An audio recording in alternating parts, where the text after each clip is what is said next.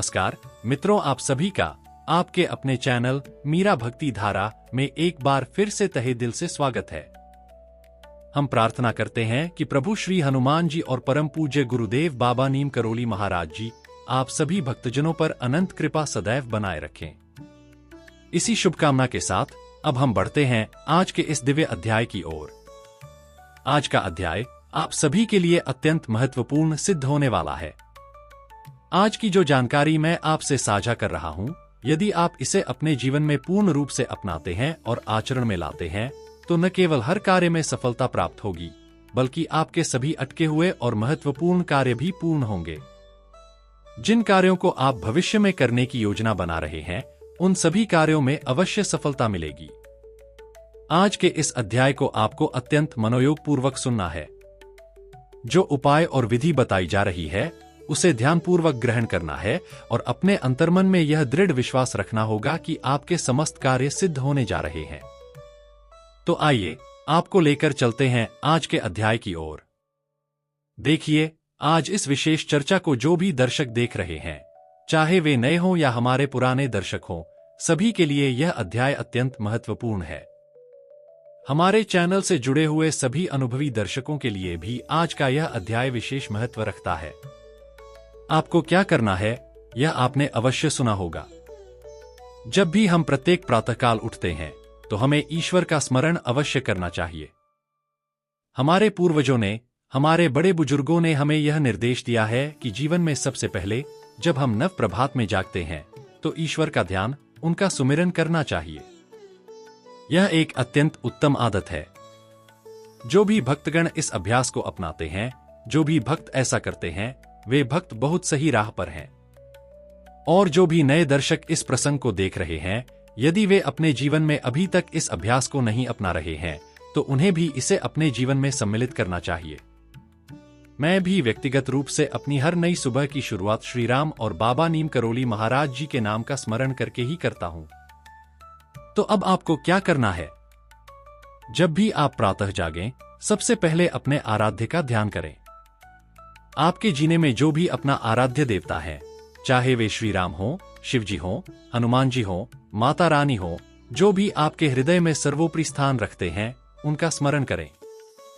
जो बाबा नीम करोली महाराज जी के परम भक्त हैं, उनके लिए महाराज जी ही मुख्य आराध्य होंगे, किंतु इसके अतिरिक्त यदि आपके और भी आराध्य हैं, तो उनका भी सुमिरन करें। अब आपको क्या करना है? जब भी आप प्रातः उठें, तो सर्वप्रथम बाबा नीम करोली महाराज जी का जो विग्रह, तस्वीर या कोई भी छवि आपके पास उपलब्ध हो, उसके समक्ष जाकर अपने दिन की समस्त योजनाएं और महत्वपूर्ण कार्य, बल्कि मैं यही कहूंगा कि अपने संपूर्ण जीवन की हर दिनचर्या बाबा नीम करोली महाराज जी के चरणों में अर्पित कर दीजिए। महाराज जी के समक्ष रख दीजिए। जी हाँ, आप प्रातःकाल बाबा नीम करोली महाराज जी के छवि के समक्ष जाकर उनके दर्शन करें और अपनी संपूर्ण दिनचर्या तथा कार्य बाबा नीम करोली महाराज जी के समक्ष रख दीजिए। यदि आपके जीवन में कोई अत्यंत महत्वपूर्ण कार्य होने वाला है, कोई विशेष निर्णय लेना है, या आज का कोई कार्य आपके लिए विशेष महत्व रखता है, तो उसे अपनी प्रातःकालीन दिनचर्या में बाबा नीम करोली महाराज जी के समक्ष अर्पित करें।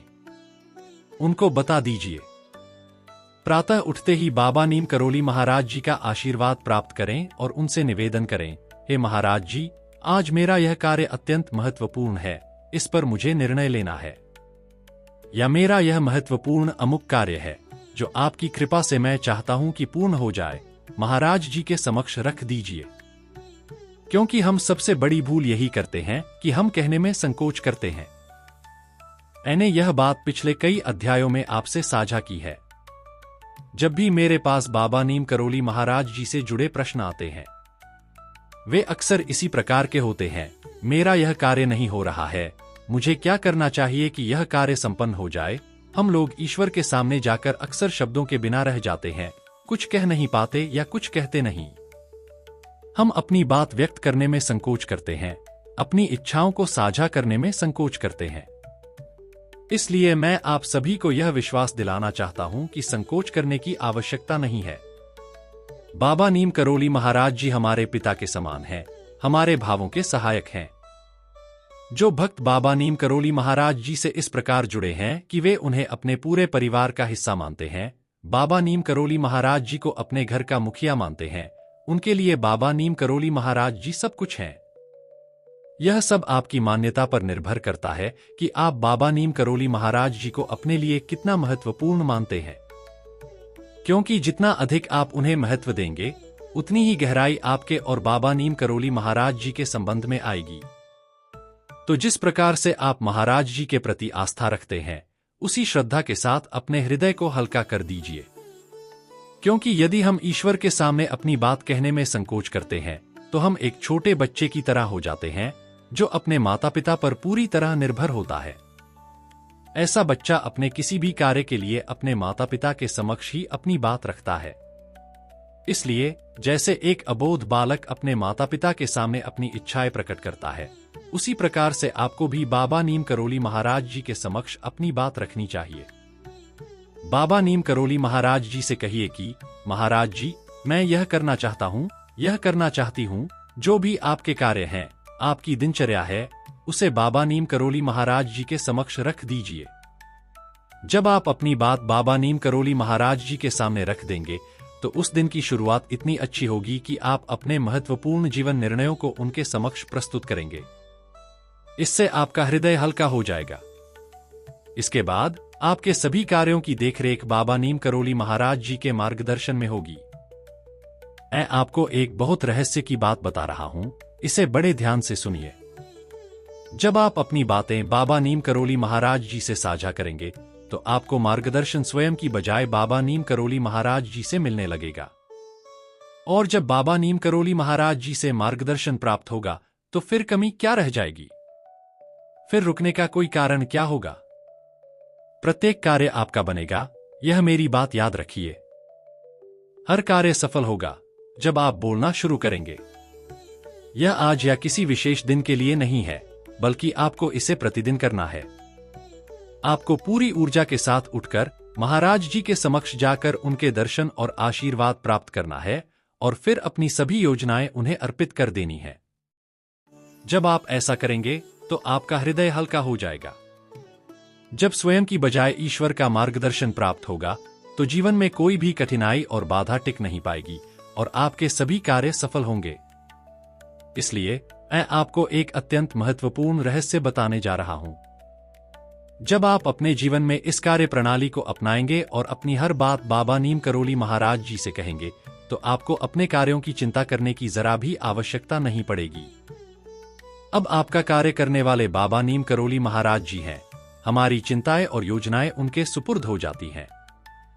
इसलिए जब आप अपने कार्यों की जिम्मेदारी स्वयं पर लेने के बजाय बाबा नीम करोली महाराज जी को अर्पित करेंगे, तो यह सुनिश्चित हो जाएगा कि आपके सभी कार्य बिना किसी रुकावट के सफलतापूर्वक संपन्न होंगे। इस विधि को अपनाने से आपका आत्मविश्वास बढ़ेगा और ज्ञान में भी वृद्धि होगी। असमंजस की स्थिति समाप्त हो जाएगी और आपके सभी कार्य सहजता से संपन्न होने लगेंगे। कई दर्शकों ने हमें प्रतिक्रिया में यह साझा किया है कि उनके कार्य पूर्ण नहीं हो रहे हैं। इसका कारण यह है कि वे अपनी योजनाओं को स्वयं संभालने का प्रयास करते हैं, जबकि उन्हें ईश्वर के हाथों में सौंप देना चाहिए। जब हम बाबा नीम करोली महाराज जी के विधि विधान के अनुसार चलेंगे और उनके आशीर्वाद के साथ कार्य करेंगे, तो असंभव कुछ भी नहीं रहेगा। असंभव कार्य भी संभव हो जाएगा। तो आज से ही इस प्रक्रिया को अपनाएं। सुबह उठकर बाबा नीम करोली महाराज जी के दर्शन करें, आशीर्वाद लें, अपनी दिनचर्या उनके समक्ष प्रस्तुत करें और विश्वास रखें कि उनके आशीर्वाद से ही आपके कार्य सफल होंगे। यह मैं अपने व्यक्तिगत अनुभव से आपको बता रहा हूं, और मेरा यह अनुभव निश्चित रूप से आपके लिए लाभकारी साबित होगा। आप इस प्रक्रिया को अपने जीवन में शामिल करें और अनुभव से जो लाभ प्राप्त होगा, उसे प्रतिक्रिया के रूप में हमारे साथ अवश्य साझा करें। तो हम आशा करते हैं कि यह अध्याय आपके लिए एक प्रेरणादायक स्रोत बनेगा और आप अपने कार्यक्षेत्र में दिन दुनी रात चौगुनी सफलता हासिल करेंगे। इसी कामना के साथ विदा लेने का समय भी आ गया है। विदा लेने से पहले समय है प्रार्थना का। यही प्रार्थना करना चाहूंगा कि बाबा नीम करोली महाराज जी सभी को सन्मति और सद्बुद्धि की प्राप्ति कराएं। इस संपूर्ण सृष्टि का, इस संपूर्ण लोक का कल्याण हो। इसी कामना के साथ विदा लेता हूं। मिलते हैं अगले अद्भुत और दिव्य अध्याय में।